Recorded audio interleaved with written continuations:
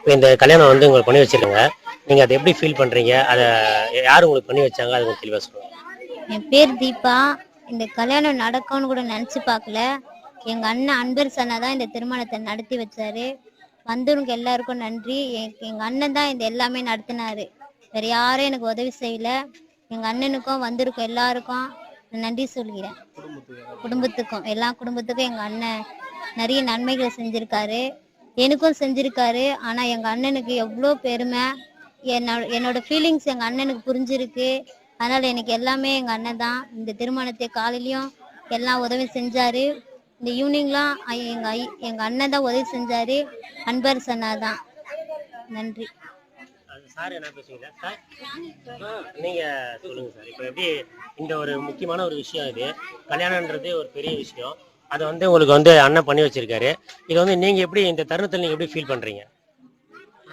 நான் சந்தோஷமாக தான் ஃபீல் பண்ணுறேன். நடத்தி வச்ச 2 பேரும் முக்கியமான மாரி. அவங்க 2 பேரும் எல்லாம் இது நடந்திருக்காது.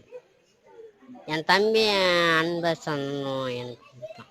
அவங்க 2 பேரும் இல்லைன்னா எனக்கு வாழ்க்கை கிடையாது. அதுதான் அவங்க தான் தெய்வமான நினைக்கலாம். வேறு எதுவும் இல்லை. சரி, இப்போ உங்களை ஒரு கொஸ்டின் கேட்குறேன். இப்போ வந்து